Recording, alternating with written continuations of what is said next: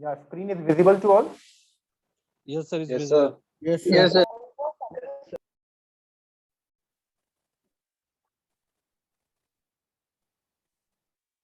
So this is once again I welcome you all in the HFI Coaches Development Level 3 course.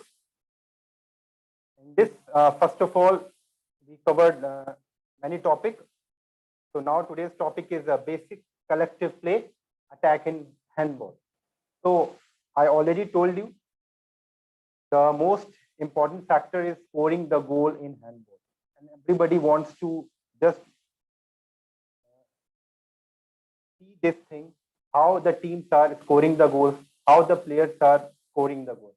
So, and what happens, players when scores the goal, he or she also enjoys a lot, as well as the his or her teammates, and along with that, the spectators also.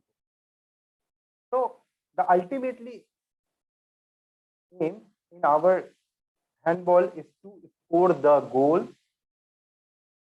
and how we defend the goal.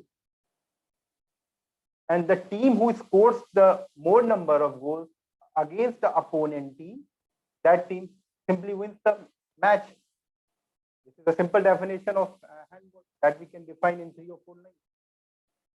So the term when we are just talking here is the basic collective play. How now here we are just talking about the collaboration between the teammates. Here the story starts like that. So we are working on that. Previously, we just covered the technical aspect.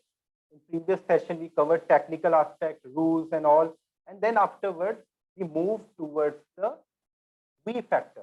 That is now I, and we are moving towards the we. Previously, in previous sessions, we learned how to play individually. In this session, we work on the we. हम लोग कैसे करते हैं, यानी आज हम ये इसमें लर्न करेंगे कि इंडिविजुअल से हम कैसे ग्रुप में और कैसे टीम में हम बेसिकली वर्क करते हैं. इसे बोलते हैं कोलैबोरेटिव या collective team play. So in this begin with this. So first of all, everybody knows about the tactics in handball because it is a very versatile game. It is one of the fastest game in the planet, that we can say. And after all, when the game becomes fast and when the players are involving and there is certain dimensions of the court is there, that is 40 by 20 meters. Now, two teams are playing, दो team खेल रही हैं. And what happened? How to counter the opponent? अब यहाँ पर शुरुआत होती है because teams are equal, levels are equal, players का level भी equal है, टीम का जो numbers हैं वो भी equal है. That is 7 versus 7. That is 6 plus 1, 6 court players and 1 goalkeeper. Now the story begins here with this: how we can beat the opponent by applying the correct rules. Within the rules, we can beat the opponent. अब ये कैसे शुरू होगा? तो first of all, we have to understand what is tactics. So tactics is very simple. It is an economical and purposeful action to overcome the opponent or the team, opponent team. तो basically ये चीज होती है इसमें. अगर हम देखेंगे तो हमारा जो बेसिक फैक्टर है, how to overcome the opponent. So here again there are 3 types of tactics we are talking. So before that, I am just covering this. Today we are just talking about the attacking tactics. So basically there are 2 types of tactics: attacking tactics and the defensive tactics. Today we are just covering the attacking tactics. In this, again it's divided into 3 parts. That is individual tactics, group tactics, and the team tactics. So when these three things combine, then the team can achieve the goal. Until and unless if the team is not applying these three tactics, team is never able to win the match. वो जीत ही नहीं सकते. So now the question arises, आप लोग अब ये सोच रहे होंगे कि what is individual tactics? So like if we just talking about the individual tactics, if the player is performing his abilities in an economical and purposeful manner to counter the opponent, that is called individual tactics. Now अब individual tactics में आपको थोड़ा इसमें बता देता हूँ हिंदी में. इसमें क्या होता है, जब कोई खिलाड़ी नॉर्मली अपनी एबिलिटीज का, अपनी क्षमताओं का उपयोग करते हुए काउंटर, जो हमारे अपोनेंट्स हैं उसको काउंटर करने के लिए, उसको बीट करने के लिए, उसको हराने की कोशिश करता है, उसमें जो वो एक इकोनॉमिकल और पर्पसफुल कुछ एक्शंस करता है, कुछ जिसका उद्देश्य होता है उन एक्शंस का, वो जब उपयोग करता है तो वो इंडिविजुअल टैक्टिक्स है. फॉर एग्जांपल यहाँ पर अगर हम देखते हैं एग्जांपल क्या है, like if the player in handball start the sprint and suddenly stop and then again start sprint, what happened? He or she is trying to beat the opponent because what happened? He just avoid the marking. Marking हो रही है, man to man situation है, आप समझिए man to man situation है और player क्या कर रहा है, उसको मार्क कर रहा है. तो प्लेयर क्या करता है, इंडिविजुअल टैक्टिक्स क्या अप्लाई चालू करने शुरू करता है. He runs quickly and then stop and then again change the direction and receives the ball, isn't it? करता है कि this is a basically example of individual tactics. तो ऐसे बहुत सारे होते हैं, like goalkeeper also applies the individual tactics many times. जानबूझ के he shows his wrong corner, आपको अपना शो करेगा, wrong corner शो करेगा जानबूझ के, and suddenly he grabs the ball. This is individual tactics played by the goalkeeper. Sometimes he just opens the leg. Wingers को बहुत अच्छे से पता होगा, विंगर्स के लिए ज्यादातर ओपनिंग वो जानबूझ के ओपन करता है goalkeeper, and suddenly what happened, winger just directly try to shoot the ball with in his or her legs and suddenly what happened, he just closes his legs, वो अपना लेग्स को close कर लेता है. So like PP sometimes do individual tactics, he just shows in this direction, so this is a basically individual tactics, it's performing all the time. Now what happened in the group tactics? Okay, the same thing, the group of players, 2 or 3 players using their abilities and do the purposeful and economical action to counter the opponent or opponent team, that is called group tactics. Okay, now for example I just tell you that for example like group tactics in screening, everybody know about the screening. Basically this is a combination between the center back and the pivot player. Pivot player usually just use his screen to create the open space for the center back, and center back when gets the open space and goes for the shooting. So this is a collaborative effort by the teammate. Playmaker, center back player able to score the goal without the effort of the PP, that is we call pivot player. Center back is never able to score the goal, never ever able to score the goal. तो अब यहाँ पर group tactics क्या होती है, जब 2 और 2 से अधिक खिलाड़ियों का सामंजस्य बैठ जाता है, कोऑपरेशन होता है, कोलैबोरेशन होता है, सामंजस्य, एक साथ मिलके जब वो लोग काम करते हैं टू अचीव द टारगेट, 2 और 2 से अधिक खिलाड़ियों का, तब वहां पर उसको हम बोलते हैं ग्रुप टैक्टिक्स. अब इसके बाद हम वी मूव टुवर्ड्स द, मैंने अभी एक एग्जांपल दिया था आपको screening. Now we move towards the team tactics. What is team tactics? Basically team tactics when whole team is applying his ability to score the goal by using economical and purposeful action to beat the opponent, the whole team. Now the aim, like we are just, our aim is to winning the match, isn't it? हमारा aim क्या है? इसीलिए यहाँ पर आप ये देख रहे हैं ना, this is a one sign, ultimately aim. तो इसमें ऐसा नहीं है कि if you are using individual tactics the team can win. No, the team only win when applying all these three tactics. अब होता क्या है, when individual tactics is applied, what happens with his teammate, that become a group tactic. When group tactics just done by 2 or 3 or 4 players, or maybe sometimes 5 players, when the goalkeeper is involved, then it become a team tactic. अब इसमें अलग अलग level पर अलग अलग काम होता है. अब होता है कि गोलकीपर का क्या रोल आ जाता है? When the goalkeeper passes the ball to the winger who is running very fast from near to the sideline and score and receives the pass, and the pass is accurately thrown by the goalkeeper, and he just receives the ball and he directly shoots the ball. So that comes under this.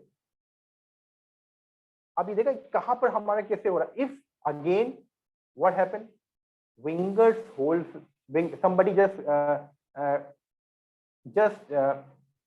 defend the winger, and wingers just passes the ball to the second winger, to the right winger. First he receives the ball from the goalkeeper, the left winger, and what happened, the left winger then simultaneously the defenders just begin quick retreating and defends that particular winger, and that same winger just passes the ball to the right winger, and then again this is a collaboration. So here we are using so many team tactics.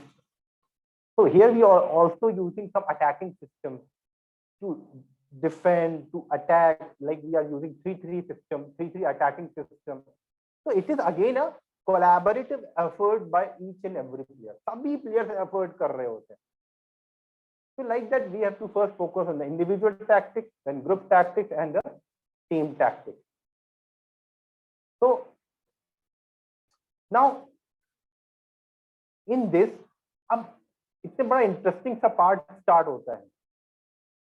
अगर आप देखेंगे ना overall, तो ये सिर्फ game में हमारे यही सारे फैक्टर्स काम कर रहे होते हैं. These factors are working. इसके अलावा कोई और फैक्टर्स नहीं हो रहे होते अगर आप देखेंगे. अभी प्लेइंग का कॉन्टेक्स्ट देखते हैं, तो सबसे पहले हम लोग खेलते कैसे हैं? Numerical equality. Numerical equality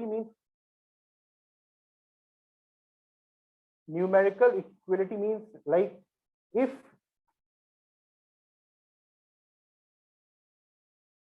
4 versus 4 and 6 versus 6, यानी सेम नंबर ऑफ प्लेयर्स हमारे सामने हैं, तब we called a numerical equality. हमें उसमें भी खेलना होता है, and we have to try to beat the opponent under this condition. हम इसमें भी बीट करने की कोशिश करते हैं. Now the second factor is numerical advantage. अब क्या होता है? Team is attacking and having a more number of players compared to the defensive team. अब ये कैसे होगा? Like if the opponent team getting a 2-minute suspension or maybe red card, उस condition में वो नंबर चेंज हो जाता है, यानी 6 versus 5 और मे बी 7 versus 6, जिसमें अटैकर्स की जो होती है वो ज्यादा हो जाती है संख्या, और जो डिफेंडर्स है उनकी संख्या कम हो जाती है कोर्ट में कुछ समय के लिए, that is may be 2 minute. तब हम उस कंडीशन में गेम खेलते हैं. फिर न्यूमेरिकल डिसएडवांटेज, यानी आपकी टीम को नंबर ऑफ प्लेयर्स आपके क्या हो रहे हैं? कम हो रहे हैं. अब जब ये कंडीशन आती है, फिर आप किस तरह से अटैक कर रहे हैं, what tactics you are applying. तो बेसिकली हमें समझना पड़ेगा कि हमारे कॉन्टेक्स्ट क्या है, हम in which context we have to play. अब होता क्या है, बहुत सारी जो टीम्स होती हैं, they are very equipped when they are playing in numerical equality, और बहुत सारी टीम्स ऐसी होती हैं they never ever able to use this numerical advantage. वो यूज ही नहीं कर पाती। अब होता क्या है, क्यों नहीं यूज कर पाती? Because they are playing a selfish play. वहां पर क्या हो जाता है, क्लोज प्ले चालू हो जाता है, इसे हम लोग क्लोज प्ले बोलते हैं। सेल्फिश प्ले चालू हो जाता है, I have to score more, we have to score more. अब वहां पर वो वी से ई आई में कन्वर्ट हो जाता है। तो numerical advantage team doesn't know how to play in this situation, and numerical disadvantage already pressured. अब वो वहां पर क्या कर रहे होते हैं, they are just waiting for 2 minute. अब वहां पर चालू हो जाता है कि 2 मिनट कब होगा, then we start playing this. तो इसके लिए भी आपको तैयार करना पड़ेगा कि how we play in different situation to our players. जो हमारे बेसिकली जो बिगनर्स की बात हो रही है, किस तरीके से हम अपने बिगनर्स प्लेयर्स को हमें उनको यूज करना है। Okay, now the we just come a wide open और narrow space. So sometimes what happen, we are playing in a wide open manner and sometimes we play in a narrow space. So this is again a team strategy when to play wide open and when we just create a narrow space.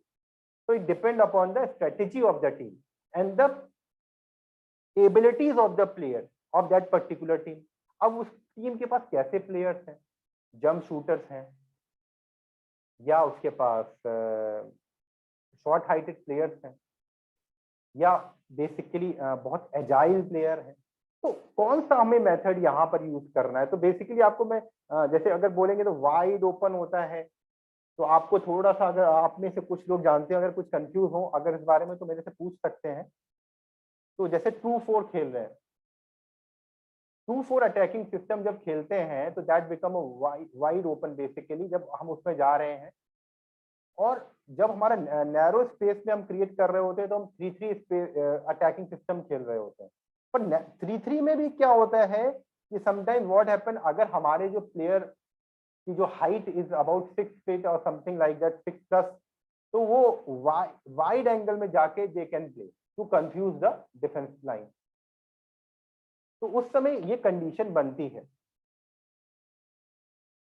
ये clear है कि मैं आपको clear करूं? Wide angle और narrow open है, आपको clear है?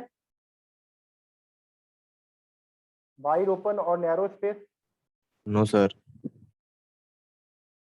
No sir. ओके, ये अभी आपको दिख रहा है, व्हाइट बोर्ड दिख यस रहा है? Sir, yes sir, Yes, sir. Yes, sir. Presently I am using mouse, yes sir. I am not using pen, so just bear with me in the drawing set. So like this is our basic.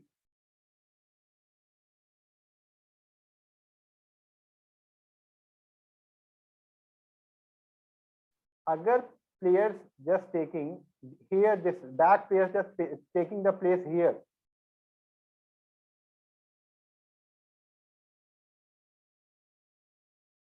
अगर आप अभी देखेंगे तो ये जो situation बन रही है वाइड ओपन है, ये बिल्कुल जो बैक प्लेयर्स होते हैं, they are taking the position near to the side line. तो ये क्या हो जाता है, इससे ओपनिंग होती है। व्हाट हैपन, अब नाउ क्या होता है, ये जो प्लेयर होता है, दिस प्लेयर ड्रैग्स हियर, और जो डिफेंडर होता है वो यहाँ शिफ्ट कर जाता है ड्यू टू दिस एक्शन। वो उसके सामने एक ह्यूमन एक नेचर होता है। अब यहाँ देखेंगे तो यहाँ पर ओपनिंग हो जाती है, पर वो इसके लिए एक डिमांड होती है कि the STRIDE length of the player must be good, तभी ये वाइड ओपन आप खेलना चाहिए। स्ट्रेटेजी के अकॉर्डिंग है कि अगर STRIDE length is good of the player, STRIDE length यानी उसके स्टेप्स की चौड़ाई अच्छी है, वो अच्छे से जंप करता है, उसकी स्टेपिंग अच्छी है, देन दे कैन कवर। तो आपको मैक्सिमम आपको ये देखने को मिलेगा, जो इंटरनेशनल टीम्स हैं, they are playing with this wide open. तो उससे क्या होता है, जो डिफेंस लाइनअप है, they are also open, defence भी ओपन हो जाता है। बट समटाइम्स हमारे पास उस तरह के प्लेयर्स नहीं है, तो हमें क्या करते हैं, ये हमारे जो बैक प्लेयर होते हैं ये थोड़े क्लोज आ जाते हैं, तो नैरो। तो इन कंडीशंस में हम क्या कैसे खेलना है, तो इसके लिए भी प्रिपरेशन, क्या हमारे प्लेयर्स रेडी हैं क्या वाइड ओपन के लिए, क्या प्लेयर्स हमारे नैरो ओपन के लिए? तो इस कंडीशन में हमें ये देखना पड़ता है वाइड ओपन और narrow space. Now game play in different transition. अब होता है क्या इसमें, transition to attack, to defence और पोजिशनल प्ले। अब इन कंडीशन में हमें, यानी ज्यादातर हम किस में खेल रहे हैं, पोजिशनल प्ले करते हैं। अटैक हमारा जो है वो सिंपल एक कंडीशन में रहता है, sometimes we get a chance for fast break, बाकी समय क्या होता है we can apply the fast break also, like transition to attack to defence. अब जैसे ये ट्रांजिशन फेज होता है ये बहुत इंपॉर्टेंट होता है। अब ये आप जैसे कितना quickly you come in the attacking position, how you grab the condition, how you grab the ball, how you intercept the ball, how you quickly transit to defense to attack, that's the beauty of the team। अब यहाँ problem क्या होती है, इसको हम इस context को इसलिए बताना चाह रहे हैं कि प्लेयर्स को ये नहीं पता होता when to run, where to run and why to run। now the question starts, now question begin with this, कब भागना है, कहाँ भागना है, किधर भागना है, किसके साथ भागना है, तो उनको ट्रांजिशन उनका बिकम अ पुअर। तो यहाँ पर इसकी भी we have to give the training to our beginners. Now we move towards the basically that we call fast break. अब सबसे पहले जब ट्रांजिशन की बात आती है तो अगर हम अटैक में स्टार्ट करते हैं we have to transition to, this is the number 1। अब यहां पर जब बात होती है तो सबसे इंपॉर्टेंट क्या फैक्टर काम कर रहा होता है कि फास्ट ब्रेक में आप कितना क्विकली आप रेडी हो जाते हैं, how you transit to attack to defence to attack, कितना क्विकली आप डिफेंस से अटैक में चले जाएंगे, यहां पर ये ब्यूटी स्टार्ट होती है और आपने कितने अच्छे से उनको ट्रेन किया है।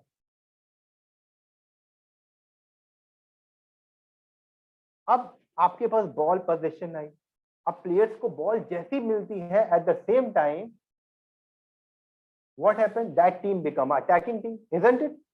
When the team gets the ball possession, when the defensive team gets the ball possession, the same time that team become a attacking team।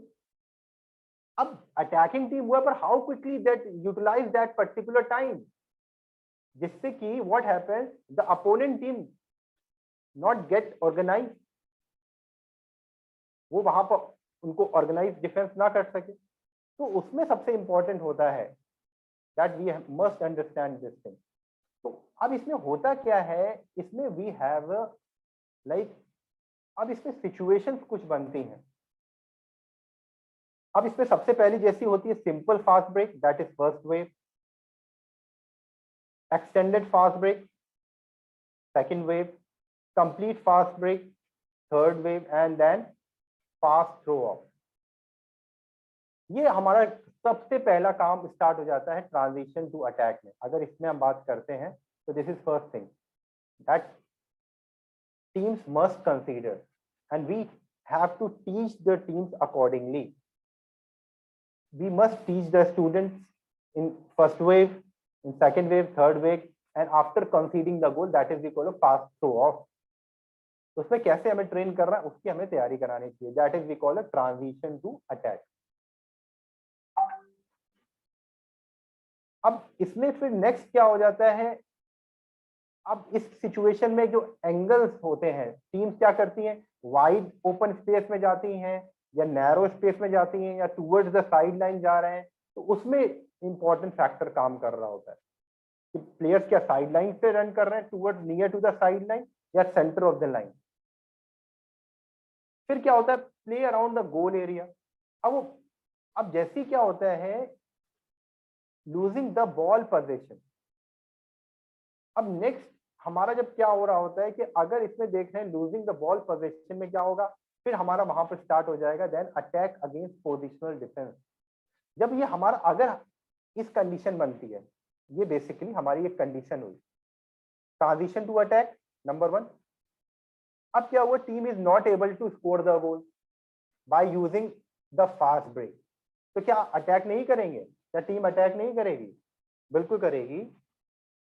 अब वो क्या करेगी, वो अटैक करेगी जब पोजिशनल डिफेंस हो जाएगा, यानी कि उनका जो डिफेंस है वो बिल्डअप हो जाएगा। उस कंडीशन में हम पोजिशनल अटैक स्टार्ट करते हैं। अगर आपको याद होगा तो हमारे प्रीवियस सेशंस में I cover this positional attack, transition to attack, ये सारे फेजेस थे, वो उसी का ही आप देखेंगे तो ये कंटिन्यूअस मैनर में चल रहा है। तो अब यहाँ पर क्या होता है कि पोजिशनल डिफेंस से टीम रेडी हो गई है, तो अब उस कंडीशन में टीम अपोनेंट टीम डिफेंस में फुल लाइनअप आ चुकी है, तो then the story start how we the team attacks in the positional defence. अब ये दो फैक्टर बहुत इंपॉर्टेंट काम कर रहे होते हैं, हम इस पे बात में भी करेंगे क्या क्या चीजें हैं ये। अब इसमें होता क्या है कि sometime what happen, transition of attack जब क्विक करते हैं तो we loss the ball position, हमारा बॉल पोजीशन छूट जाता है। तो again we have to start with and what happen again we have to try for the regaining of the ball position. तो ये क्या होता है, ये क्यों होता है?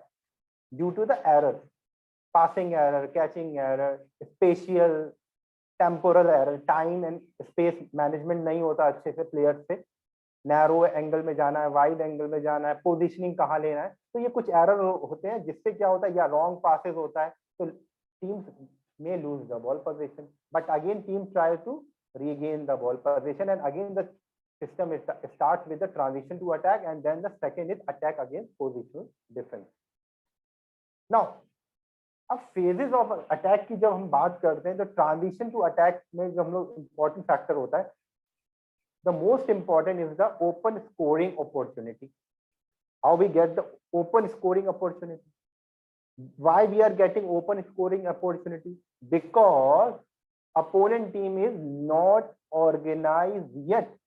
अभी क्या हुआ है, हमारा सबसे इंपॉर्टेंट फैक्टर होता है, ये सबसे इंपॉर्टेंट फैक्टर है ये। इसमें ओपन स्कोरिंग अपॉर्चुनिटी में क्या होता है कि अभी डिफेंस रेडी नहीं है, अब उसमें इस्तेमाल क्या करना है, what we have to use spaces of great values, क्योंकि आपके पास स्पेस बहुत होती है, स्कोर करने के लिए रास्ते बहुत खुले होते हैं क्योंकि डिफेंस ऑर्गेनाइज नहीं है। फिर उसमें क्या होता है, नेक्स्ट इज द हमें किन फैक्टर्स पे काम करना चाहिए, पोजीशन बहुत इंपॉर्टेंट फैक्टर। अगर हम फर्स्ट पोजीशन पे बात करें तो दैट इज पोजीशन, आपकी पोजीशनिंग बहुत इंपॉर्टेंट है।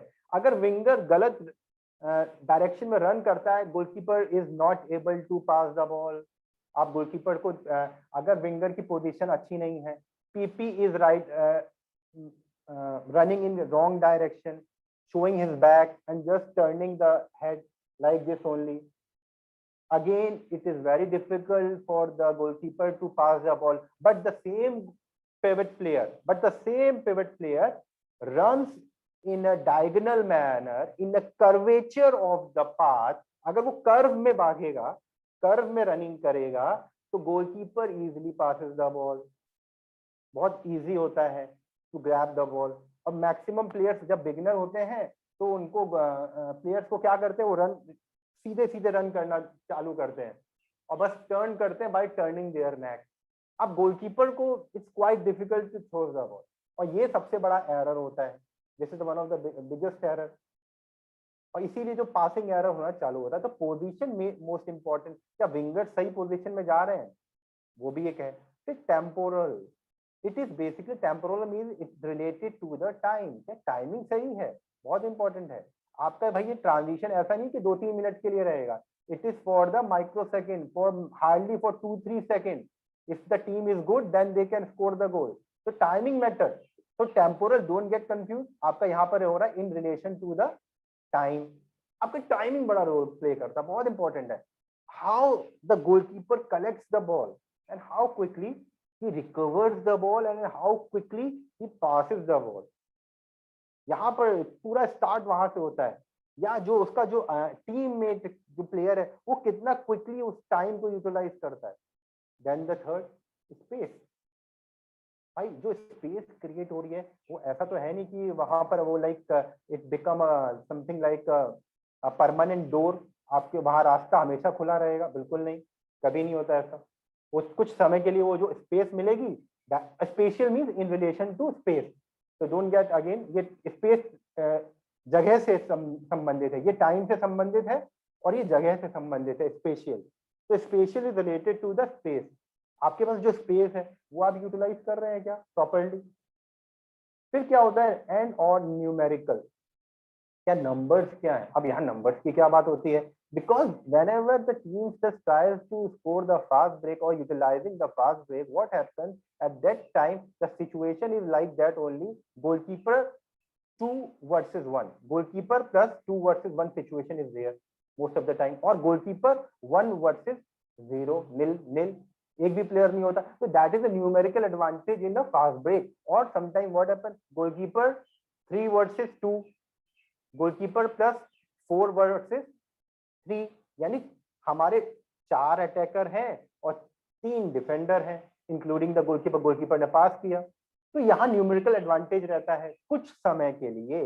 तो वो न्यूमेरिकल एडवांटेज कब तक रहेगा, when this factor be considered, then the team is able to score the goal by using the fast break. अब क्वेश्चन बहुत सारी टीम्स ये कहती हैं कि सर हमसे फास्ट ब्रेक में ज्यादातर टीम रिटर्न बैक हो जाती हैं या हम फास्ट ब्रेक यूटिलाइज नहीं कर पाते। तो फास्ट ब्रेक का यही एक फंडा है, द मोस्ट इंपॉर्टेंट फैक्टर्स, अगर ये आपने कंसीडर कर लिए these factors, then the team are able to score the goal. But the most important is teaching.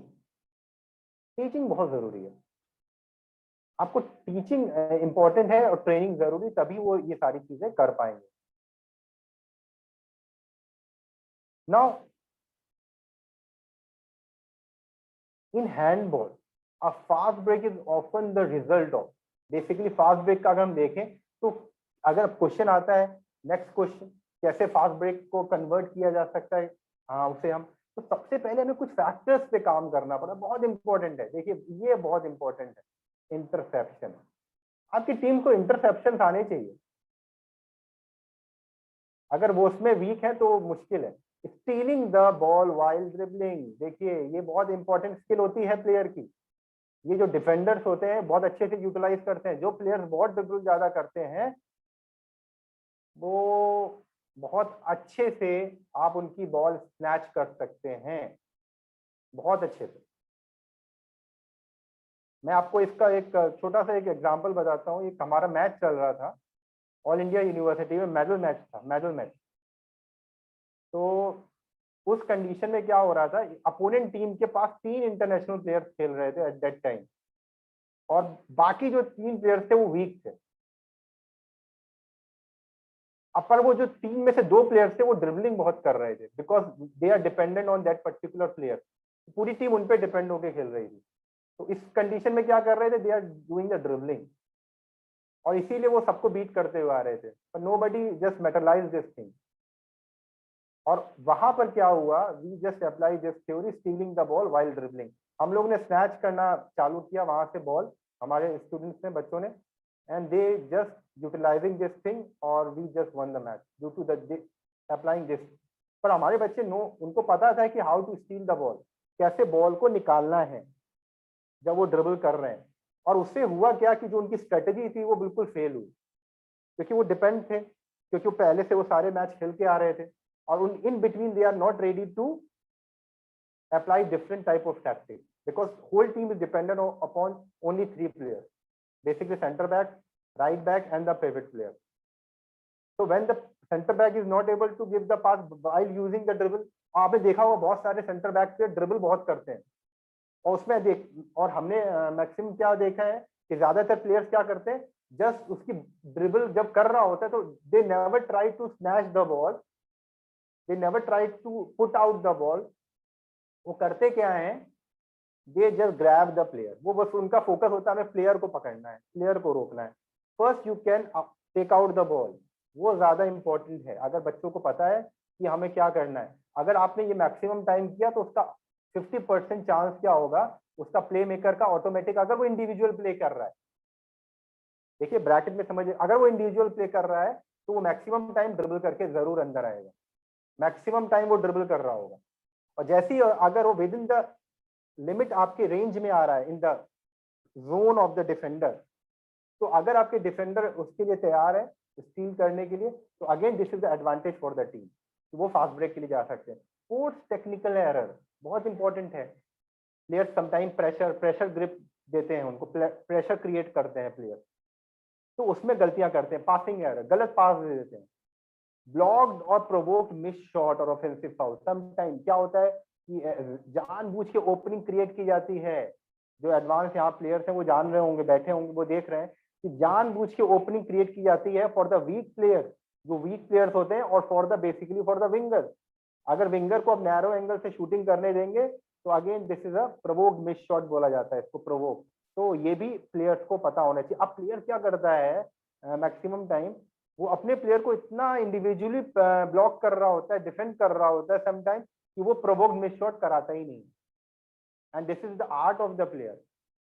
वो आर्ट है, प्लेयर की आर्ट होती है, वो उसकी क्वालिटी होती है, अच्छे प्लेयर्स की क्वालिटी होती है कि वो किस तरीके से उनसे ये प्रोवोक मिस शॉट करवा सकते हैं।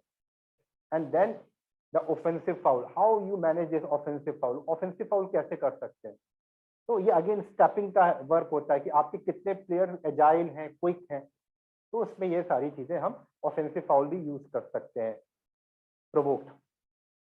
फिर क्या हमारी टीम क्या रेडी है for the counter attack? Sometime okay यार रहने दो, क्योंकि हमारा अब भाई आप फास्ट ब्रेक खेल रहे हैं तो एक इंपॉर्टेंट फैक्टर काम कर रहा होता है कि अगर आपको फास्ट ब्रेक खेलना है then the fitness level must be high. आपकी टीम का फिटनेस लेवल बहुत अच्छा होना चाहिए, तभी वो काउंटर अटैक के लिए रेडी होगी वो टीम, नहीं तो वो सिंपल पोजिशनल अटैक खेलेंगे। अब फिर क्या होता है, sometime what happen, considered a goal that is we called a fast throw off. क्या हम फास्ट थ्रो ऑफ यूटिलाइज करते हैं? ये मैं शुरू से बोलता आ रहा हूँ आप लोगों से, just try to reduce the whistle between the goal and the throw off. आप गोल और थ्रो ऑफ की विसल को रिड्यूस कराइए। वो कैसे होगा? जैसे ही गोल होता है, goalkeeper take out the ball from the net and directly throw the balls to the pivot player, and this is the duty of the pivot player to run and take the position exact on the center line. Then this thing will happen, that is we call a fast throw up. फिर अब इसमें कुछ aspects काम कर रहे होते हैं, basically इसके कुछ टीचिंग मेथड्स होते हैं, तो हमें वो इंपॉर्टेंट है when gaining position of the ball. तो ये इंपॉर्टेंट। अब क्या हमारे बच्चों को पता है, हमारे स्टूडेंट्स को पता है कि बॉल पकड़ के करना क्या है? तो ये इंपॉर्टेंट फैक्टर काम कर रहा होता है। तो उनको ये ट्रेन होना चाहिए कि जैसी बॉल उनके पास आती है and then they get ready for the fast break. What is the duty of the winger? What is the duty of the pivot player? What is the duty of the left back? What is the duty of the right back? What is the duty of the center back?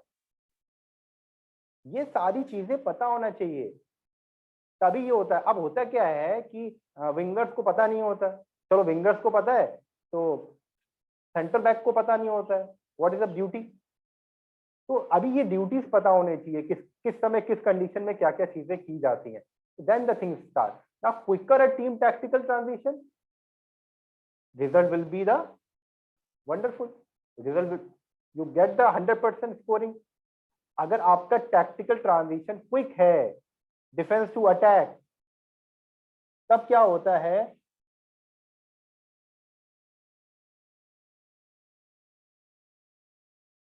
इस condition में आपका अगर quick attack अगर होता है, defence से attack में जाते हैं, तब आपका रिजल्ट 100% सही होगा। There a wide range. अब कई सारे हम सिचुएशंस अप्लाई कर रहे होते हैं। 1 वर्सेस गोलकीपर, सिर्फ गोलकीपर ने पास किया और स्कोर कर दिया। 2 वर्सेस 1 प्लस गोलकीपर, यानी 2 अटैकर आ गए, combination of the wings and the goalkeeper and the 1 defensive player, तब हमारा ये सिस्टम चालू हो जाता है। 3 versus 1, 3 versus 1, 3 attacker 1 defender including the goalkeeper, तो क्या ये भी सिचुएशन बनती है? 3 वर्सेस 2 प्लस गोलकीपर, तो क्या हमारी ये सिचुएशन बनती है कि 3 हमारे अटैकर हैं और 2 हमारे डिफेंडर प्लस गोलकीपर है? 4 वर्सेस 2। तो ये कुछ सिचुएशंस होती हैं जिसमें we apply this fast break. Now अब ये इफेक्टिवनेस कैसे करेगी फास्ट काउंटर अटैक की? तो सबसे इंपॉर्टेंट है प्लेयर्स कंसंट्रेशन। भाई ये इंपॉर्टेंट फैक्टर है। जब तक प्लेयर्स का कंसंट्रेशन लेवल हाई नहीं है, तब तक ये काम नहीं करेगा। आपने मैच छोड़ दिया, आप थके हुए फील कर रहे हैं, तब भी ये नहीं होता। मूवी, रात में मूवी देखी है तो मूवी के बारे में सोच रहे हैं, तो आप प्लेग्राउंड पर नहीं है। Physically you are there, players are there, but mentally they are not. In that condition it's quite difficult. Fast reaction is most important and decision making abilities, that is most important. In handball, everywhere these things work. And how we can improve? Early training. Early training, that means if you train the players at the age of 7 to 8 or 9 years, then they are able to improve their decision making ability. And this is the basically a problem in most of the countries. सबसे बड़ा एक problem यही है, ये वाला, ये decision making. So we have to improve this thing. Now अब की tactical roles चालू हो जाते हैं. Forward line fast break and the back line fast break. कोई बताएगा इसके बारे में? Anyone would like to participate? This is for you. What is this? Forward line fast break.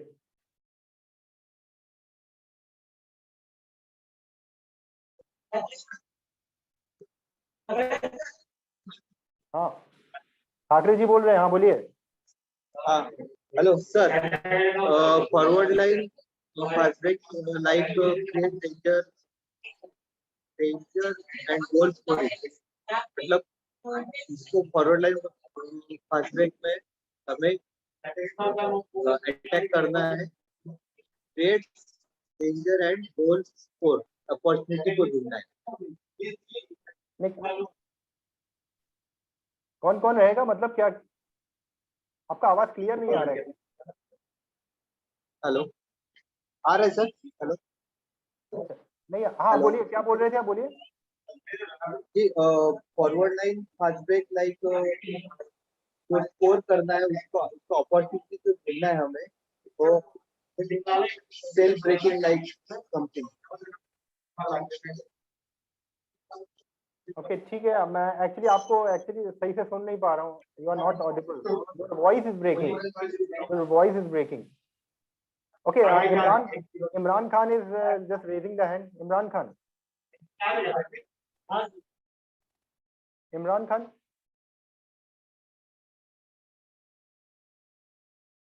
अभी इमरान खान जी ने अभी रेज किया था हैंड अपना. अच्छा ठीक है. कोई और बोलना चाहेगा? राकेश जी की आवाज किसी को क्लियर है तो वो बोल दे. कोई और ऐड करेगा?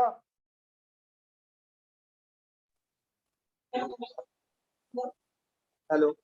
हाँ हाँ हाँ बोलिए. Backline fast break like direct fast break, short progressive passes like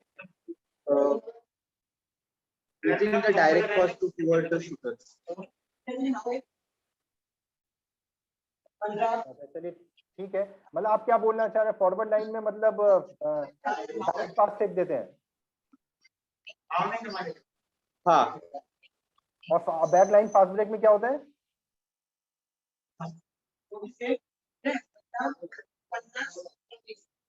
backline fast break में शूटर को जो पास दिया जाता है वो प्रोग्रेसिव लाइक पासेस आ जाते हैं, indirect and support fast break. इसमें जिसमें 3-4 पासेस होते हैं, 3-4 पासेस. हाँ हाँ हाँ हाँ. अच्छा ठीक है ठीक है ठीक है. Okay thank you. Got the point. ठीक है. थोड़ा सा आप यहाँ कंफ्यूज हैं. कोई बात नहीं, बहुत अच्छा आपने अटेम्प्ट किया. गुड. जी. पर यहाँ like there is a little bit confusion, पर अटेम्प्ट अच्छा था. बेसिकली फॉरवर्ड लाइन से जो आप कर रहे हैं that is we called the first wave. वो फर्स्ट वेव बोलते हैं. जो आप बोल रहे हैं वो अलग चीज है, और ये जो बता रहे हैं वो सेकंड वेव है. First wave and second wave. तो इसमें जो होता है forward line fast break means है, यहाँ we are just talking about the players involving in this fast break. अब इसमें क्या होता है, अकॉर्डिंग टू दिस, जो wingers and PP are the first line fast break. यानी फर्स्ट लाइन हमारे ये होते हैं फास्ट ब्रेक में. एंड बेसिकली जो हमारे बैक लाइन आ जाते हैं, जो हमारे बैक पोजीशंस में जो डिफेंस कर रहे होते हैं. तो this is the first duty. Wingers are the get the responsibility to receive the pass. They have the responsibility to run fast and take the ideal position for receiving the pass from the goalkeeper or from the playmaker. And then afterward, this is supported by the second wing player and then the pivot player. So these are the forward line fast break. We consider this. And the back line fast break, when the back players are also involved with those players, then we call a back line fast break. यानी यहाँ involvement ज्यादा हो जाता है, but ये अब यहाँ की बातें चालू, अब आपसे यहाँ से स्टार्ट हो जाती है कि इन फॉरवर्ड लाइन में क्या होता है, we have a less passes, in back line fast break we have a more number of passes as compare to first wave. तो इसमें इन्वॉल्वमेंट क्या होता है, अलग अलग ड्यूटीज अलग अलग होती हैं, तो ये टैक्टिकल रोल चेंज हो जाते हैं। तो first of all we must understand what is the role of the winger, what is the role of the PP, what is the role of the back players. तो आपको forward line देखेंगे तो ये हमेशा क्या कर रहे होते हैं, क्योंकि बैक लाइन जो प्लेयर्स होते हैं, दिस इज द, मैंने आपको याद है एक सेशन में बताया भी था कि ये वनरेबल सिचुएशन में सबसे, जहां गोल माउथ होता है, ओपनिंग होती है गोल माउथ की, वहां पर ये लोग डिफेंस कर रहे होते हैं। तो इनके पास डिफेंस करने के लिए वहां पर ज्यादा देर तक रुकना पड़ता है, but whereas the wingers have the opportunity so they can run. So this is the role, basically forward line fast break and the back line fast break. तो हमें अपने प्लेयर्स को रोल बताना चाहिए, सिखाना चाहिए, ये है। अब अगर आप यहाँ पर देखेंगे, if you just see transition play in 3-1 plus goalkeeper, यहाँ पर हम अटैक करने के लिए जा रहे हैं। अभी देख रहे हैं, मैंने सिर्फ एक सिंपल एक आपको डायग्राम दिखाया है, गोलकीपर ने बॉल थ्रो किया एंड यहाँ पर एक साथ 3 प्लेयर्स रनिंग। अब ये देखिए, दिस इज द, अगर आप देखेंगे इससे रिलेट कर रहा है फॉरवर्ड लाइन फास्ट ब्रेक। तो ये फॉरवर्ड लाइन फास्ट ब्रेक इस बार रन कर रही है, they are running, wingers they are running and then afterward with support by the back player. तो यहाँ 3 प्लेयर्स इन्वॉल्व हो रहे हैं। तो this is one of the example. 4+1, अब यहाँ 4+1 प्लस गोलकीपर इन्वॉल्व हो रहा है, यानी 2 विंगर्स इन्वॉल्व हो रहे हैं and then the back players involving along with the PP. तो ये 4+ गोलकीपर का एक एग्जांपल है and then this is the 5+ goalkeeper example. Transition play, quick transition play आप कैसे कैसे कर सकते हैं, हियर आर सम एग्जांपल। तो ये यहाँ पर आप देख रहे हैं सबकी पोजिशनिंग पर, तो यहाँ 5 प्लेयर्स का इन्वॉल्वमेंट हो रहा है। So how these players are taking their position. Now key principles while just teaching the fast break. First of all, always ready, the most important thing. Without or with ball, anyone can get the ball. अब सबसे पहले important कि पहले ready तो होना चाहिए। अब होता क्या है, मैंने बोला था लॉ ऑफ रेडीनेस, अब वो तैयारी नहीं है, प्लेयर्स रेडी नहीं है जाने के लिए, they want to run, they don't want to run। तो आप उसमें क्या करेंगे, teams not able to score the goal with or without ball, दोनों कंडीशन में first of all is the first principle is the readiness, law of readiness। second, अब क्या होता है when the ball is out of play, कोई भी quickly ball को अंदर ला सकता है and then start the play. अब होता क्या है, कभी कभी क्या होता है, अनट्रेन टीम्स होती हैं, जो बिगनर्स होते हैं, वो वेट करते रहते हैं कौन जाएगा, कौन थ्रो इन लेगा, कौन कॉर्नर थ्रो करेगा। तो उस कंडीशन में यहाँ पर टाइम वेस्ट होता है। If the player has an open receiver है अहेड, अगर पहले से प्लेयर रेडी है पोजीशन में, pass the ball fast and accurately. अब यहाँ पर प्रॉब्लम क्या होती है कि अगर रिसीवर तो रेडी है पर उसे बॉल क्या मिलती है, स्लो मिलती है।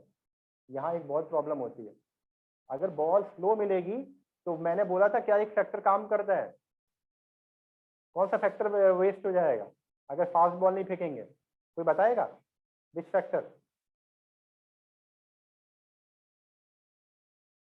कौन सा फैक्टर काम कर रहा है अगर आप फास्ट थ्रो बॉल नहीं करेंगे तो?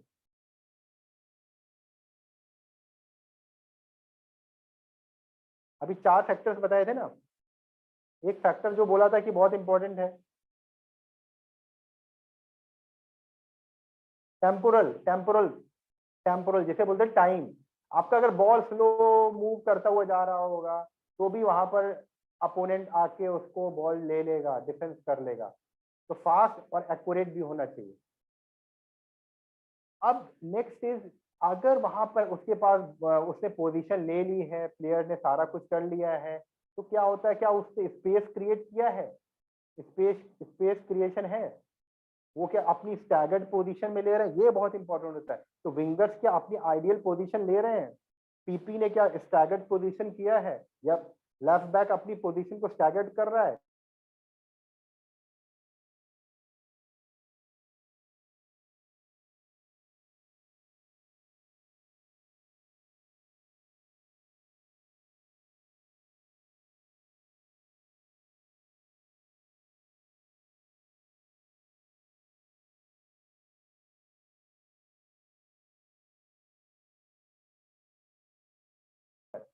समटाइम्स व्हाट हैपन, विंगर जाके कॉर्नर में जाके पहले से पोजीशन लेता है, जरूरी नहीं है कि वो प्लेयर स्कोर करेगा, पर उसे होता क्या है कि एक डिफेंसिव प्लेयर उसके ऊपर एंगेज हो जाता है and some other teammate gets the opportunity to score the goal.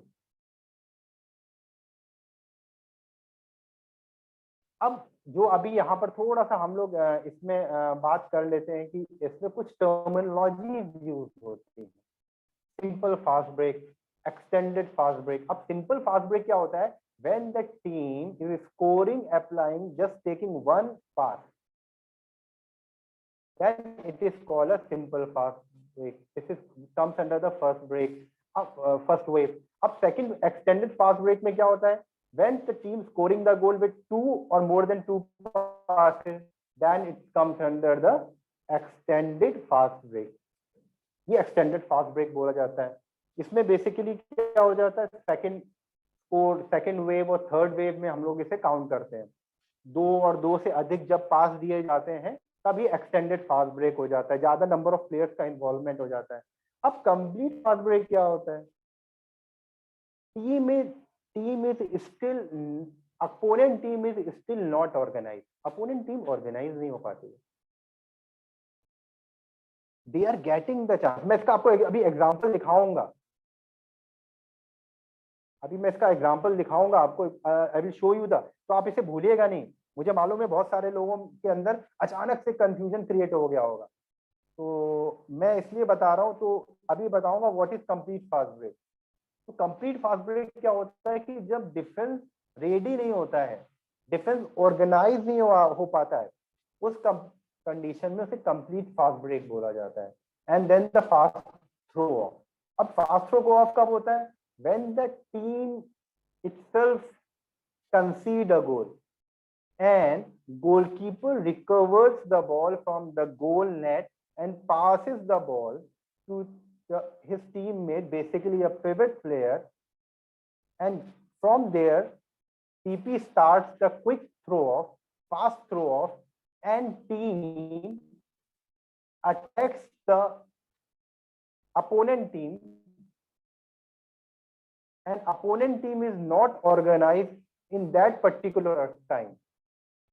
So then we considered as a fast throw off, and this is one of the wonderful, we can say, a tactics to apply. What happens sometimes teams are not able to organize themselves after conceding the goal. वो आराम से जा रही होती हैं या थकी होती हैं, तो उस कंडीशन में गोलकीपर बॉल को बाहर निकालता है, थ्रो ऑफ के लिए एक प्लेयर को पास करता है, वहां पर प्लेयर रेडी होता है, ही रिसीव्स द पास, और वो एक अपने टीममेट्स को दे पासेस द बॉल, और जब तक अपोनेंट डिफेंस अपनी पोजीशन में नहीं आ पाते हैं, within that time they apply this throw off.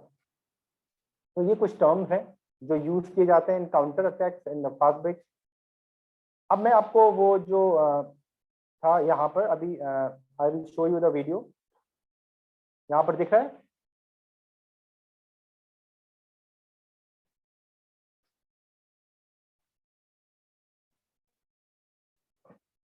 ये आपको वीडियो क्लियर है? ये यूरोपियन वुमेन्स चैंपियनशिप का है। Yes sir. आप लोग अपने वीडियोस ऑफ कर लीजिए, जो लोग देखिए, मैं आपको ये देखिएगा, दिस इज द एग्जांपल। ये देखिए,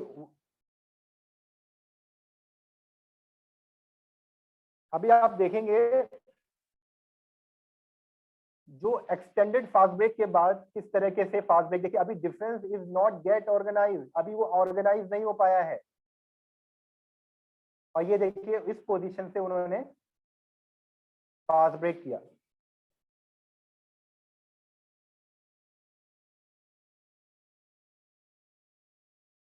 अब ये देखिए डिफेंस अभी वापस भाग रहा है, defence is running back, defence is running back, defence is running back, still they are fighting and they are applying. अभी डिफेंस उनका चेंज करने की, तो ये कुछ ऑप्शन थे जहां पर आप देखेंगे, देखिए क्विक रिसीव बॉल, यहाँ पर क्विक रिसीव किया, दे रन फास्ट।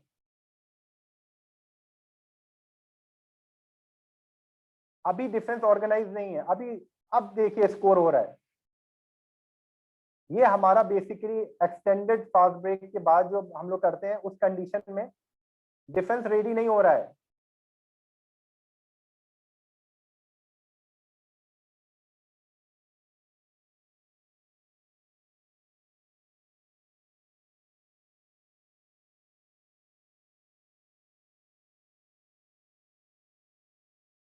तो ये आपका जो एग्जांपल था, this is complete fast break, ये इसका एग्जांपल था। मुझे मालूम है कि कई सारे अभी इसमें डाउट में आ गए होंगे, तो मैंने वो क्लियर किया है कि when the opponent team is not organised completely, at that time team utilise those spaces, then it is called the complete fast break. Is it clear? Now it's clear? Yes, sir. Okay, now attack against positional defence. अब होता क्या है कि हम positional जब वो defence हो जाता है, तब यहाँ पर चालू होती है कि first of all break through is the most important. How we break through, how we destroy the defensive wall of the opponent team, of the defensive team, and just we get the opportunity to score the goal and create the opening to score, create the opportunity to his teammate. So here we just discussing this open play, and most important thing, what is open play? Now the term, whenever we just talking about the open, that मुझे नाखून ढसे ऊपर ढसा है, और ये जो नीचे जो चमड़ा है ना,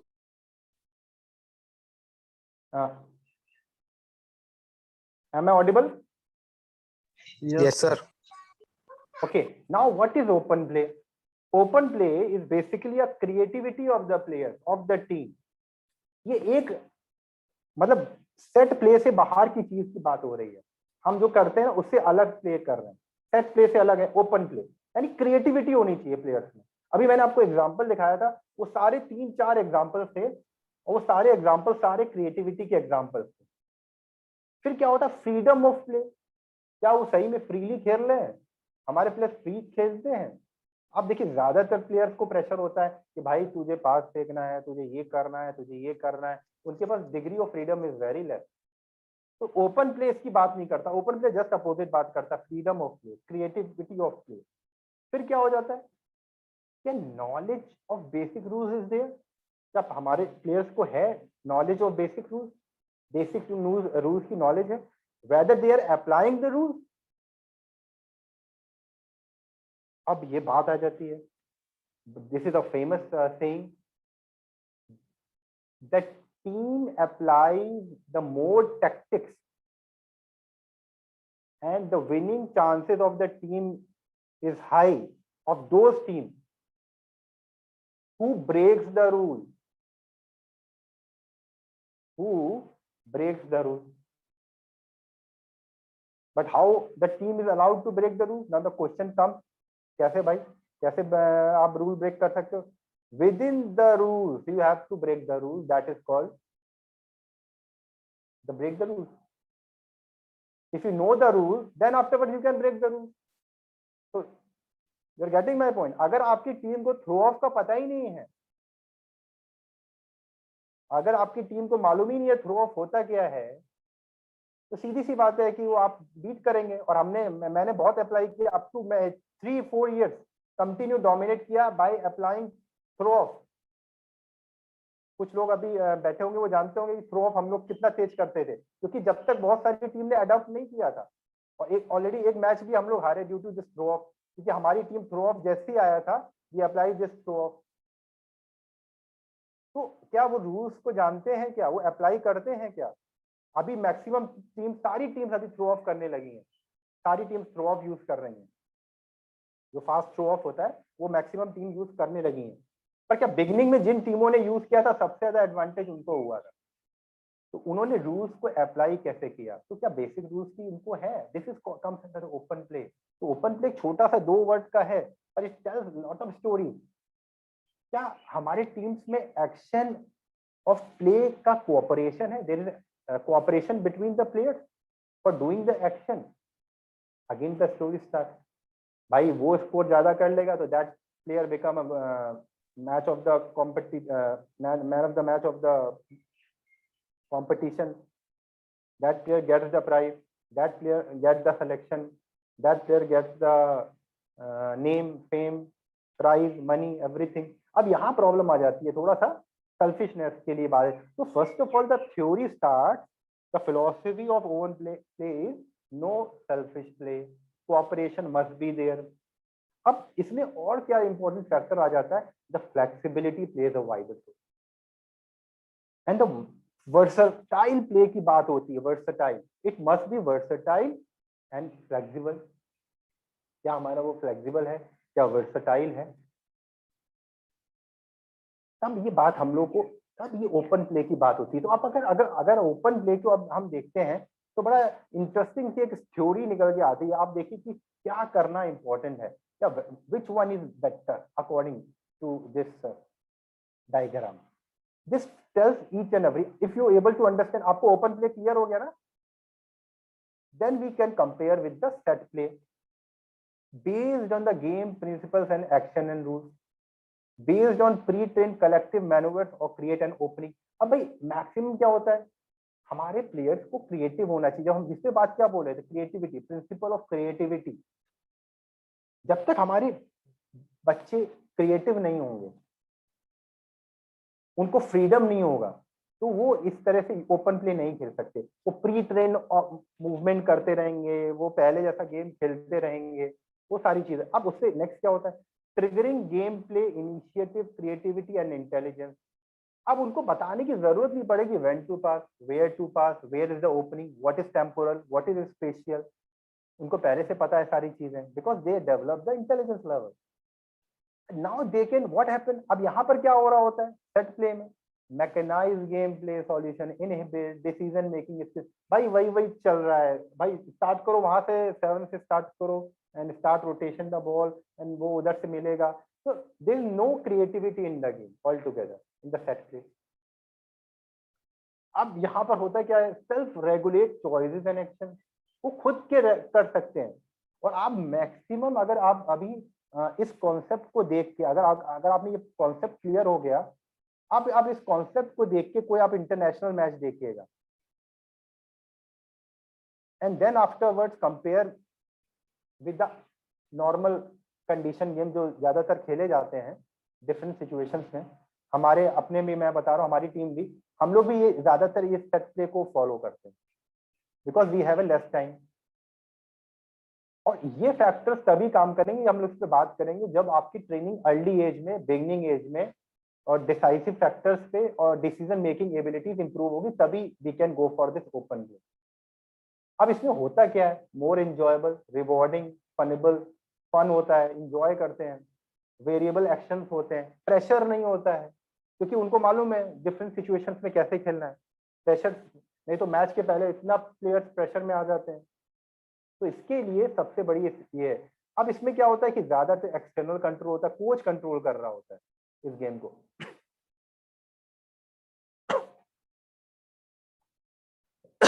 सॉरी. अब इसको क्या करता है, इस चीज को कोच कंट्रोल करता है, पर ये लोग खुद कंट्रोल कर रहे होते हैं.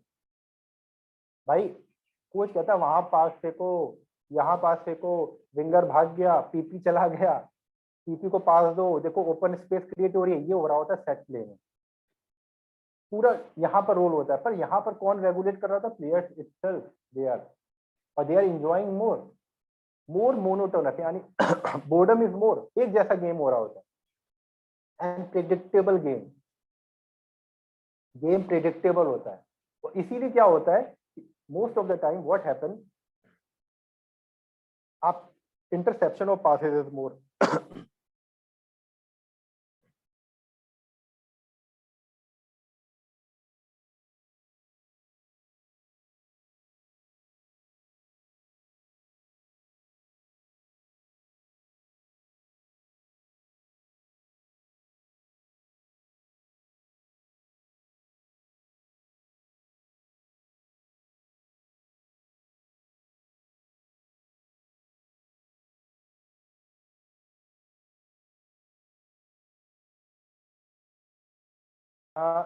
Now it's like we should take a 5-minute break 5 मिनट के लिए ब्रेक हो सकता है right now? We are just taking 5 बिल्कुल सर, Yes, sir. बिल्कुल बिल्कुल सर।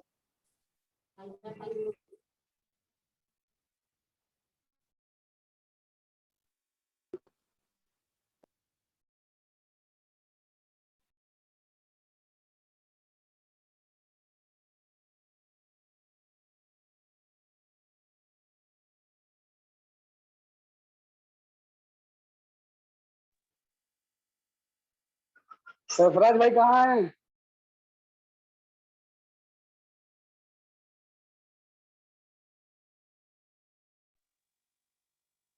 मोहम्मद सरफराज भाई फ्रॉम झारखंड, लगता है सो गए।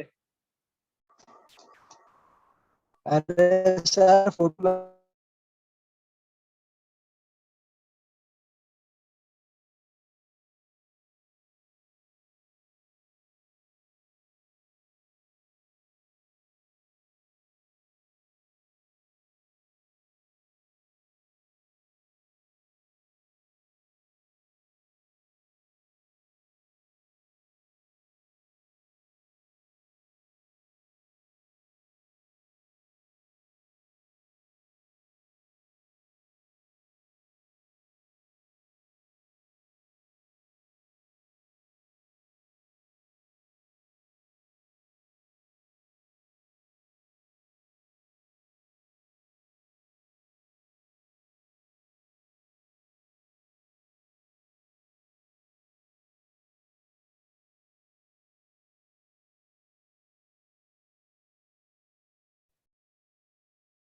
Okay, shall we begin this?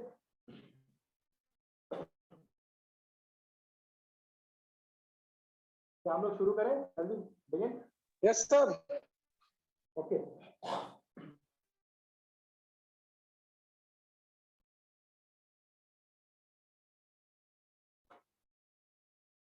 Okay, now after getting the knowledge of this open play and set play, अभी आप इस पे थोड़ा अगर ये क्लियर है तो अब आप इसको देखिए जो एक बार ये है, जैसे I want to show you.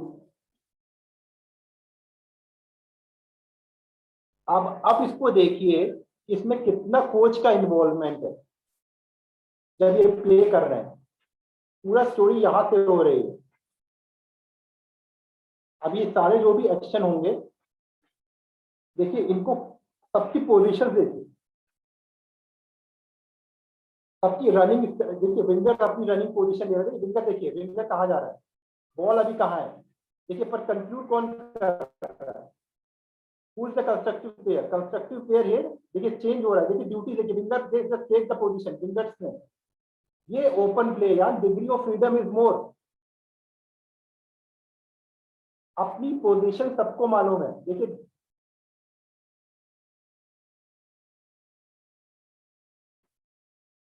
यहाँ पर players they know their duty. किसने रिसीव करना है, कौन देखिए जैसे रिसीव करना है तो they are running for their position.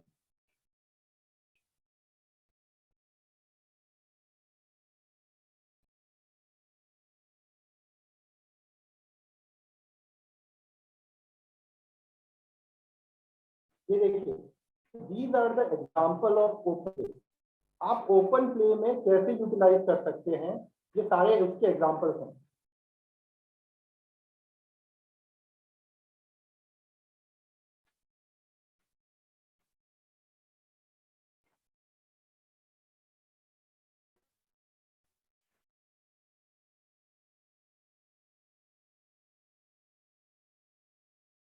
तो these are some few examples of open play।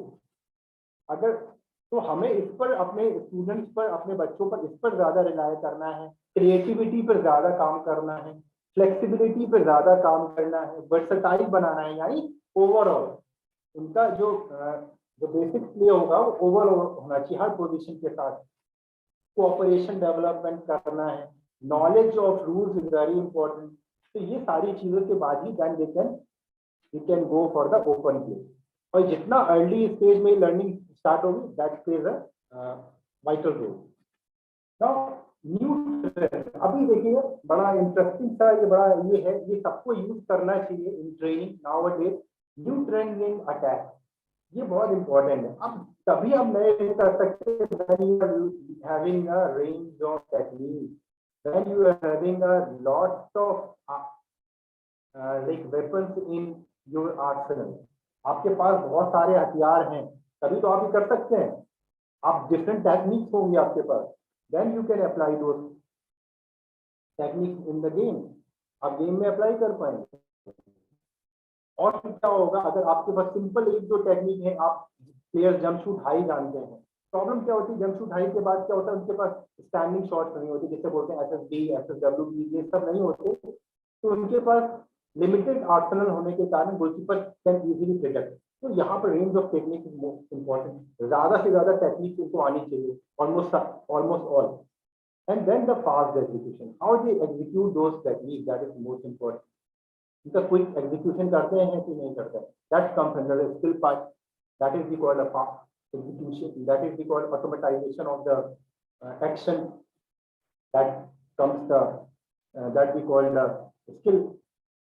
जब एग्जीक्यूट फास्ट करेंगे तो कैसे करेंगे, क्योंकि उनका ऑटोमेटाइजेशन होना जरूरी है। प्लेयर टू टेक रिस्क बहुत इंपॉर्टेंट है। बहुत सारे प्लेयर्स क्या करते हैं, हमारे कुछ प्लेयर ऐसा था इसमें, प्लेयर डोंट टेक रिस्क, कुछ प्लेयर्स रिस्क लेते हैं, तो प्रॉब्लम ये होती है कि उसमें क्या हो जाता है कि एक दो प्लेयर पे गेम ज्यादा फोकस होने लगता है। तो everybody should take a risk and everybody must have a decision making ability. तो उसके लिए क्या होना चाहिए, that we call the process, it must there must be some process. How they can improve, if you are giving a different risky situation, अगर आप उनको different situation दे रहे हैं, डिफरेंट टीम एनवायरनमेंट दे रहे हैं, then they can improve this risk ability, that comes under the risk management, and then this comes under the decision making ability. They improve their decision making ability and by giving this different risky situation, yani same match type environment दीजिए जिससे they can improve। now अभी क्या चल रहा है, shorter preparatory phase, बहुत छोटा सा फाइव रोटेशन 7 8, अभी इस समय जो नया ट्रेंड चल रहा है, प्रिपरेटरी फेज बहुत छोटा है टू कंक्लूड द स्कोर। पहले लंबे लंबे पासेस, लॉन्ग रोटेशन हो रहे थे, तो अभी जो नया ट्रेंड क्या चल रहा है, और शॉर्टर प्रिपरेटरी फेज शॉर्ट, और वो क्या हो सकता है, शूटिंग में अकर एट एनी टाइम, यानी कभी भी शूटिंग हो सकती है। पहले हो रहा था पर्टिकुलर सिचुएशन पे काम हो रहा है, अभी शूटिंग कहीं से भी क्विकली हो सकती है, तो इसके लिए काम हो रहा है। इस समय जो नया ट्रेंड अटैक पे चल रहा है। अब जो next trend is striking in small group and with the cooperation with the pivot is high level. अभी पिवट का रोल बहुत इंपॉर्टेंट हो गया, उस पर बहुत काम हो रहा है। तो आप देखेंगे ज्यादातर पिवट के रोल पर बहुत ज्यादा अभी हो रहा है with the cooperation of the, वो बैक के साथ खेलता है, वो लेफ्ट बैक के साथ खेलता है, सेंटर बैक के साथ खेलता है, राइट बैक के साथ खेलता है, डिफरेंट मूव्स में उसका पिवट का रोल रहता है। आप डिफरेंट स्मॉल ग्रुप ऑफ, अगर हम बात करेंगे सिंपल, मैं अभी वो टर्म यहाँ यूज नहीं करना चाह रहा कि आप फिर उसमें कंफ्यूज होंगे, like if you are using screening, ROP, group tactics are there, position change. तो इसमें क्या हो रहा है, पिवट का रोल बहुत वाइटल होता है, और कॉम्बिनेशन ऑफ दीज टैक्टिक्स, तो इसमें ये सारी चीजें इस समय प्ले कर रहे हैं। तो स्मॉल ग्रुप को किस तरीके से वो स्कोर क्रिएट कर रहे हैं, तो आप देखेंगे अल्टीमेटली जब वो वहां स्कोर जब क्रिएट कर रहा था, वहां गोल स्कोर हो रहा था, आप अगर देखेंगे तो this is basically combination of only 2 players, not by the 4 or 5 players. अभी वहां पर उसका नहीं था, दिस इज कॉपरेशन। अब वो क्या था, अगर आप इसको थोड़ा सा अगर हम यहाँ फिर से वापस इधर आप इसको देखिए,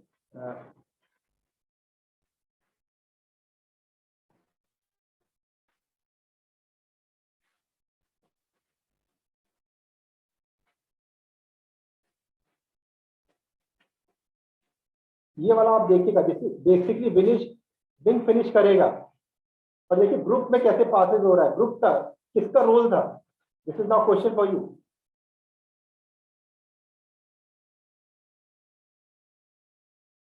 कौन आंसर करेगा? इसमें किसके पास के कारण wing able to score the गोल?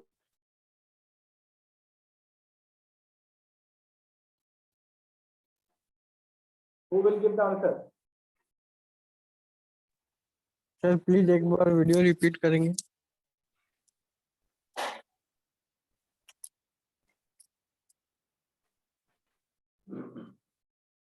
मैं आपको एग्जांपल दे रहा था कि अभी जो नया ट्रेंड चल रहा है उसमें ग्रुप वर्क कैसे काम करता है।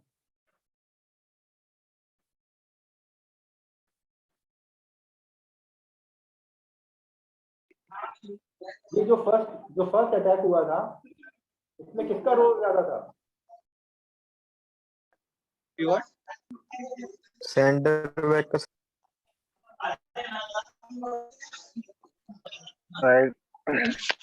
राइट बैक प्लेयर का था। प्लेस का था।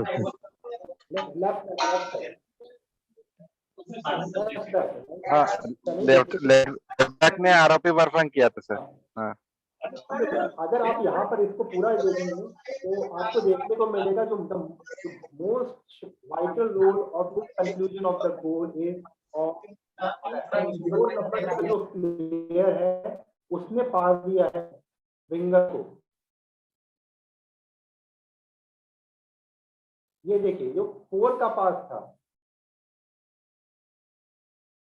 आपको दिख रहा है ये? Yes sir. अच्छा, अभी देखिए जो आपका स्पेशियल और टेम्पोरल की बात हो रही है, ये देखिए विंग ने यहाँ पोजीशन ले लिया है। विंग ने इधर पोजीशन लिया हुआ है। ये देखिए left back is passing the ball. Now this is a cooperation between two players and that we called ROP, run free on own position. ये चल रहा है। देखिए इससे किस तरह से 2 प्लेयर्स को क्लोज किया, विंग के प्लेयर को भी अपने पास क्लोज किया। Due to his action this player is able to score the goal and this is the constructive player and this is the concluding player. This player is conclude. अच्छा, story बड़ी अच्छी है। अब यहाँ देखिए कि बाकी प्लेयर्स का रोल क्या है। ये देखिए विंगर एक यहाँ पर है, winger standing right over there 5 number पर। और कहाँ है? पीपी यहाँ पर पोजीशन है। देखिए किस तरह से उन्होंने कंफ्यूज किया। Winger is here, PP is here, right back is already there, centre back is here and left back. देखिए सारा लोड किधर चला गया डिफेंस का। Defence is thinking about over there, something is going here. तो यहाँ पर पीपी ने कंफ्यूज किया, पीपी ने इस डायरेक्शन में चला गया। तो due to the special action done by the pivot player, this opening is created and very wonderfully utilized by the winger with the pass given by the left back player 4 number position। इसने पास दिया, अब इसने 2 player को close किया और ये बहुत अच्छा एक टैक्टिकल मूव है, जैसे वंडरफुल टैक्टिकल ग्रुप टैक्टिक जो 2 प्लेयर्स ने अप्लाई करी है। तो this is basically out numbering situation created by the player number 4। ये आउट नंबरिंग सिचुएशन कर दी। देखिए 2 प्लेयर आ गए ना, अब ये देखिए 1 प्लेयर एक्स्ट्रा हो गया ना, इसी को आउट नंबरिंग सिचुएशन बोला जाता है। 6 वर्सेस 6 में आप देखिए 1 2 3 4 5 6 1 1 2 3 4 5 6 सबके पास सारे प्लेयर्स हैं। पर आप बताइए कौन एडवांटेज पोजीशन में है? बिकॉज अभी यहाँ एक भी प्लेयर नहीं मिल गया ना ओपनिंग इसको इस डायरेक्शन से। ये मिला सिर्फ इसलिए क्योंकि इन्होंने आउट सिचुएशन क्रिएट करी by using a group tactics. यहाँ पर ग्रुप टैक्टिक्स का लास्ट में कंफ्यूजन हो रहा है। तो पर रोल देखिए each and everybody is playing their role, that's why they are able to score the goal.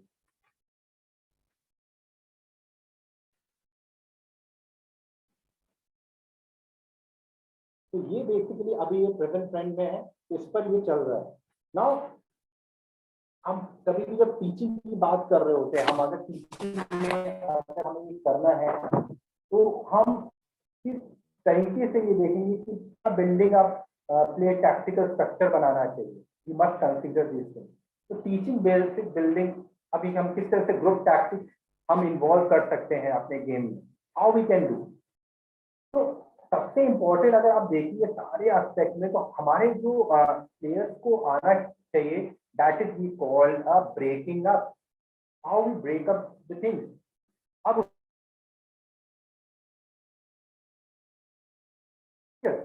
Break throughs कैसे किए जा सकते हैं? First of all players must know the penetration उनको मालूम होना चाहिए, किस तरीके से वो पेनिट्रेट करते हैं between the defender. Penetration is important factor. Then what is the goal making situation? क्या गोल मेकिंग सिचुएशन क्या क्या होती हैं? क्या वो प्लेयर्स को पता है क्या? ये बहुत की फैक्टर है कि आपका गोल स्कोरिंग एबिलिटीज होनी चाहिए, साथ में आपको ये भी पता होना चाहिए कि गोल अपॉर्चुनिटीज क्या क्या है। फिर हमारा जो नेक्स्ट जो पास आ जाता है कि मेकिंग अ स्पेस। क्या स्पेसेस क्रिएट करना आता है प्लेयर्स को? Players must know that creating the space, जिसे हमने जब शुरू में पढ़ रहे थे, जिसे बोलते हैं spatial in relation to space. उनको स्पेस क्रिएट करना आता है। तो अभी बहुत अच्छा एग्जांपल था कि पीपी ने किस तरीके से क्रिएट करवाया स्पेस, तो उनको पता है हाउ टू क्रिएट स्पेस। क्या फिर टेम्पोरल स्पेस पता है? वो जो टाइम है उस टाइम को कैसे यूटिलाइज करना है। तो ये टीचिंग में हमारी ये सारी चीजें आनी चाहिए। फिर क्या है, क्या our player is equipped with one on one situation? One on one, one versus one खेल सकते हैं क्या? They are able to give the fame, they are able to create a numerical advantage. अभी देखा किस तरीके से प्लेयर नंबर 4 ने एक न्यूमेरिकल एडवांटेज क्रिएट किया अपनी टीम के लिए। That's why the wing player is able to score the goal. तो क्या हमारी टीम का जो प्लेयर है वो 1 वर्सेस 1 खेल सकता है?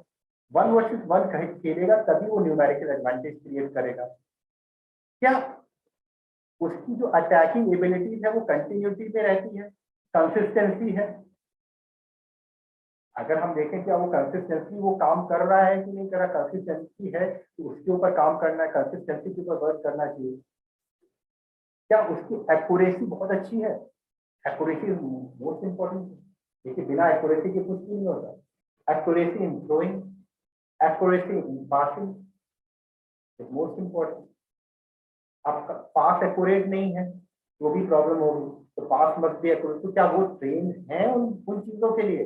देखिए सब टेक्निकल एस्पेक्ट्स पे बात हो रही है, इंडिविजुअल टेक्निकल एस्पेक्ट्स पे बात हो रही है। ये क्या वो सारी चीजें पासिंग एबिलिटीज आती है, उसकी पासिंग एबिलिटीज अच्छी है? क्या whether having a good catching ability? क्या उसके पास गुड कैचिंग एबिलिटीज है? क्या वो quick building of attack phase में आ सकता है? Transition to defence to attack में प्लेयर्स रेडी हैं क्या? Whether they are able to create a pressure on the opponent by using the piston movement? क्या piston movement जानते हैं वे? हमारे प्लेयर्स piston movement के लिए रेडी हैं? piston movement जानते हैं? तो ये सारे जब हमारे फैक्टर्स काम कर रहे होते हैं तब हम ये ग्रुप टैक्टिक्स पे काम कर सकते हैं।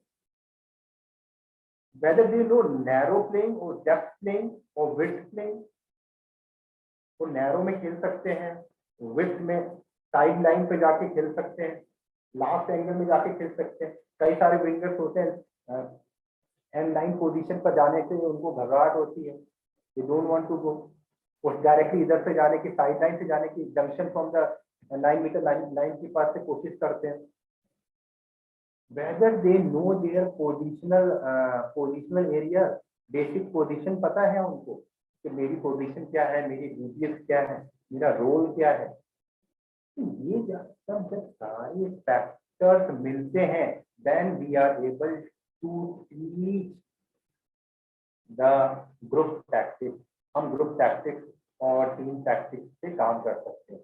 तो देखिए बहुत सारी बात, अगर हम इसे आप नहीं भी हो सकता हो, अगर सोचोगे क्या बहुत सारा हुआ है, तो मैं आपको बताऊं basically the player must be technically equipped, then after he or she is able to learn the technique, तभी वो सीख सकता है।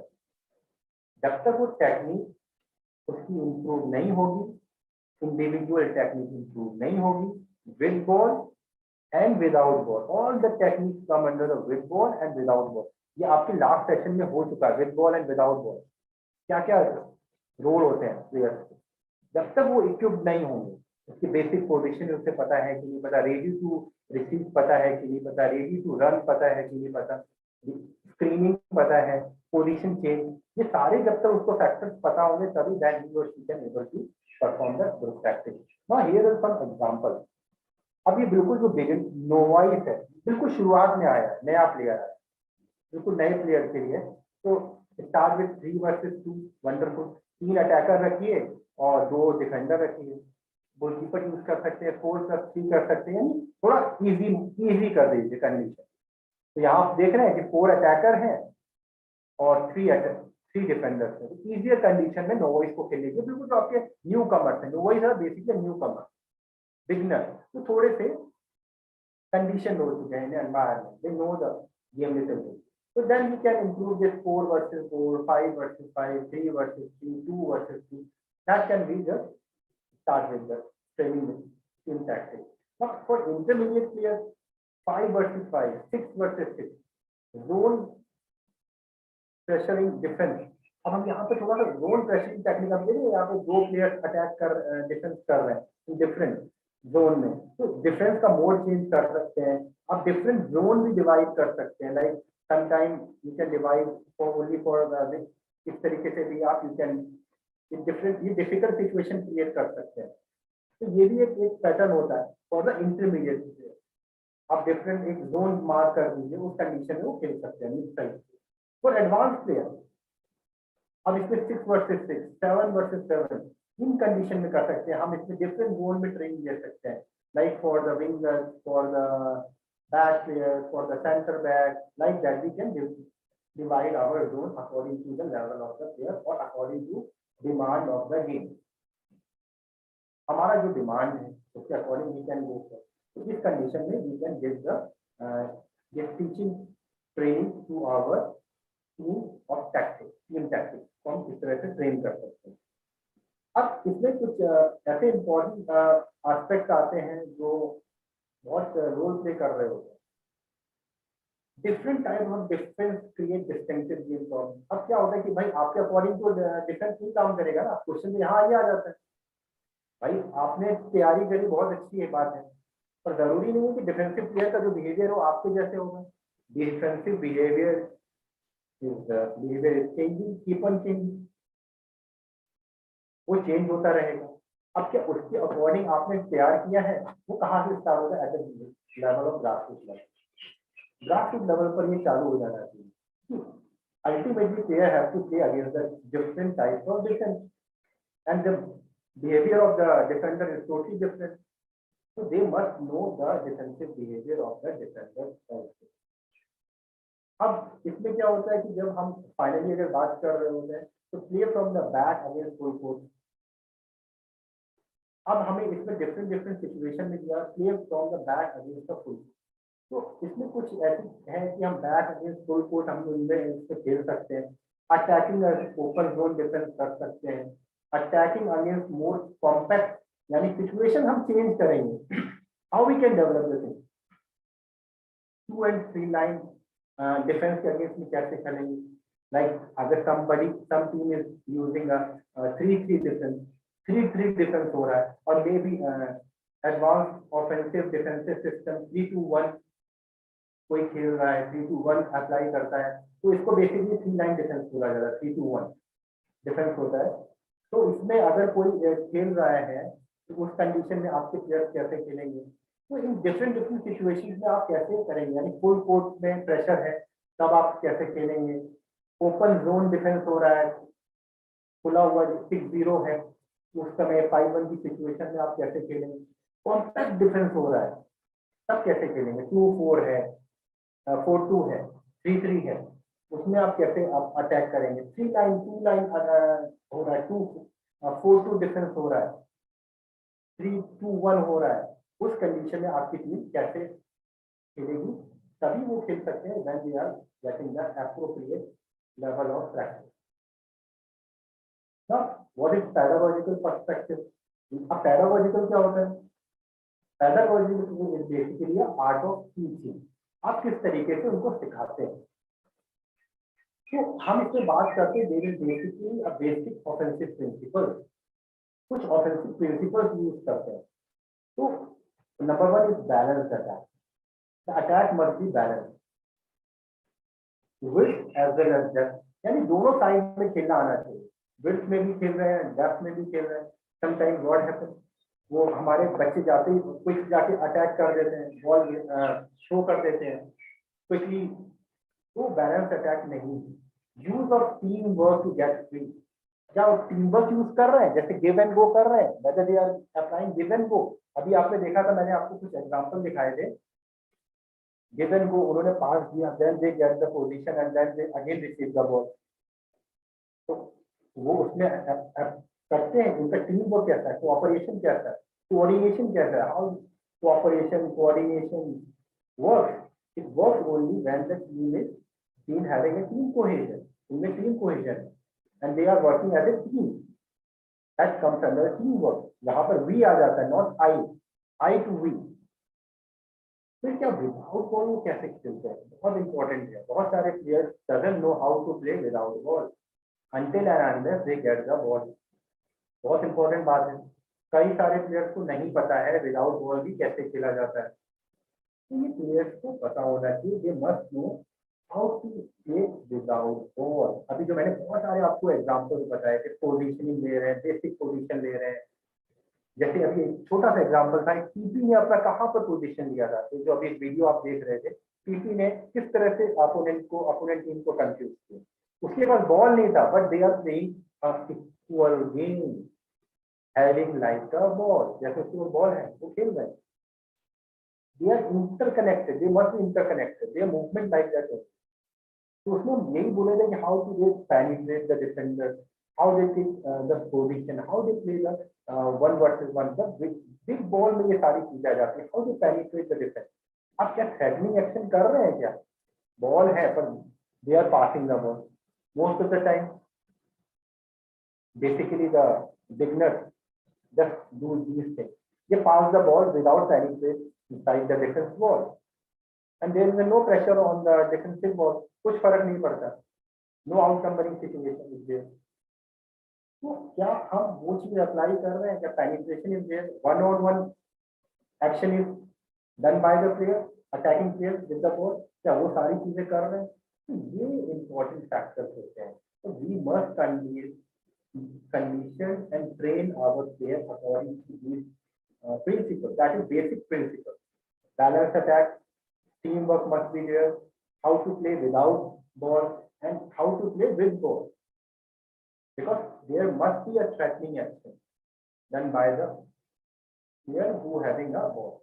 जिसके बॉल है तो थ्रेटनिंग एक्शन उसका करना इज वेरी इंपॉर्टेंट, बहुत जरूरी है।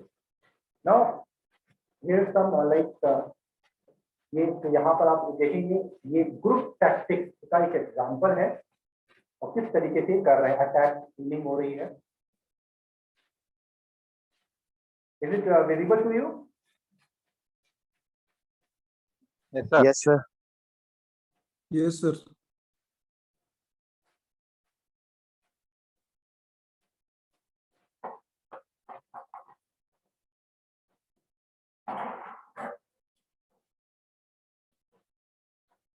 देखिए एक साथ कितने फैक्टर्स देखिए, 2 वर्सेस 1 सिचुएशन है।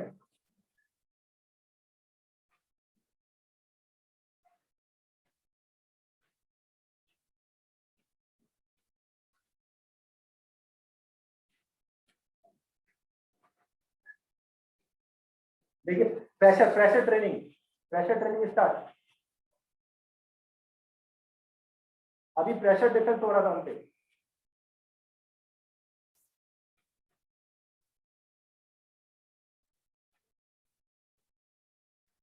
Involvement of PT. तो ये कुछ यहाँ पर आप वीडियो देख रहे थे जो इसका बेसिकली ये दिखा रहा था कि किस तरीके से ग्रुप टैक्टिक्स कर सकते हैं डिफरेंट सिचुएशन।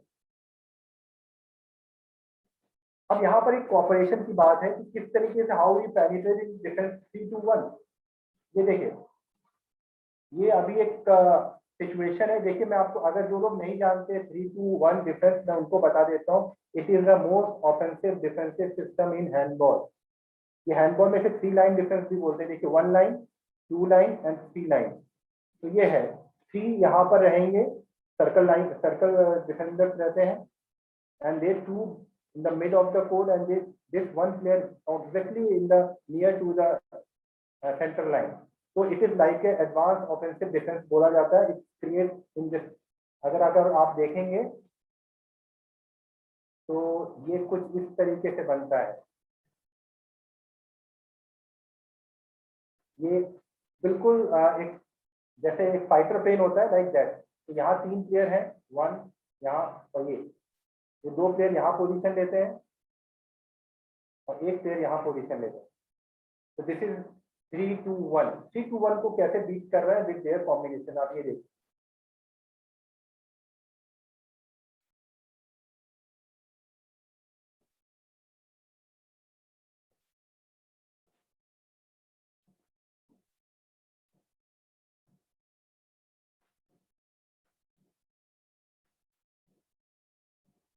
इंडिविजुअल देखिए, इंडिविजुअल स्टार्ट हुआ. First is the individual tactic start, individual solution first.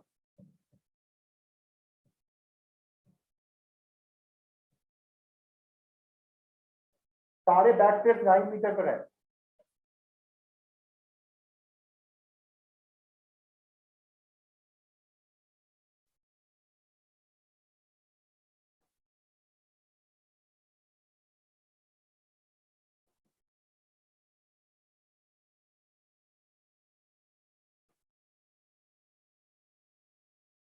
इसने 1 वर्सेस 1 सिचुएशन क्रिएट किया.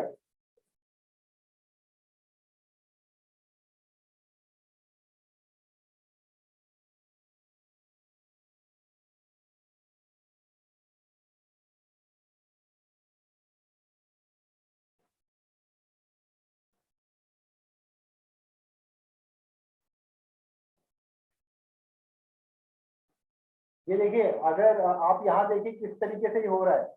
जो बेसिकली अगर आप देखेंगे तो दे आर स्टैटिक. इनका जो नेचर है वो बहुत वर्सेटाइल डायनामिक नहीं है डिफेंसिव टीम का.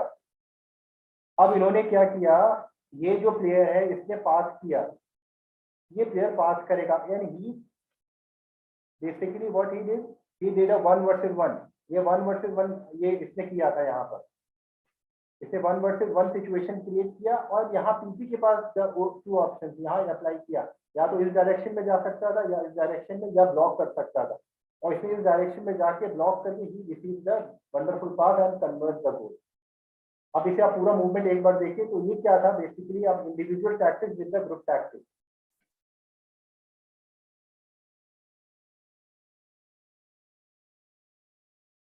This is the example of open play. हम नाउ क्रॉसिंग हो रही है. सेकंड टैक्टिक ये देखिए, back to back, wing versus back and then back versus back.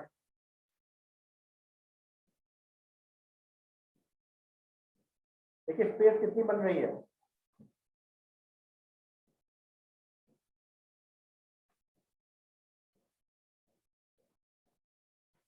TP ने 2 प्लेयर एंगेज किए.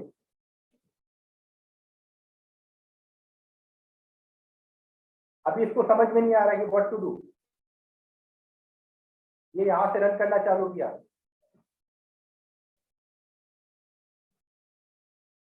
अब ऑप्शन है, या तो वो शूट कर सकता है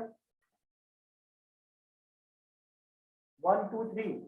अब वो 3 प्लेयर को एंगेज करेगा अपने साथ.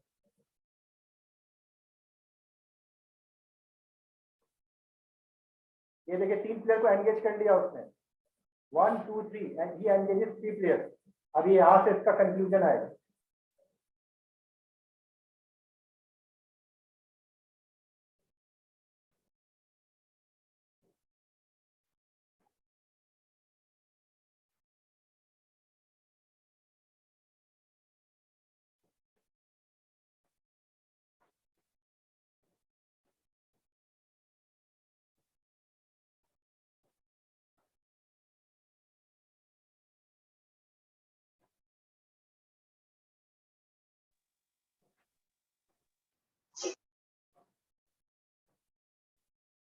पिवट आउट में नहीं,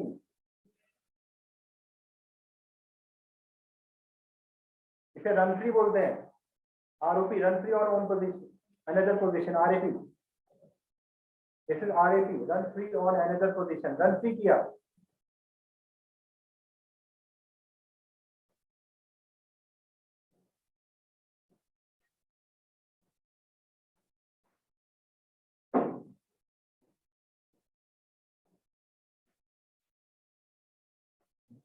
अभी पीपी बाहर आ चुका है.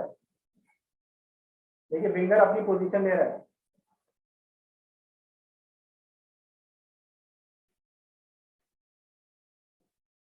राइट विंग ने पोजीशन ले ली.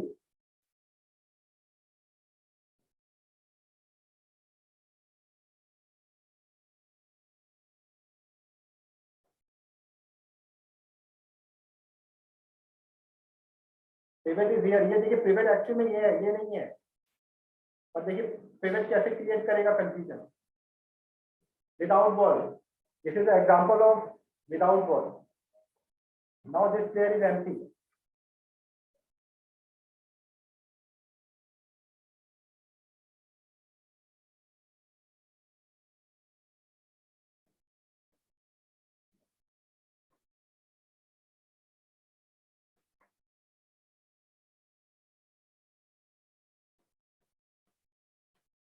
So this is a special acknowledgement to International Handball Federation, IHF, for this whole presentation. Thank you.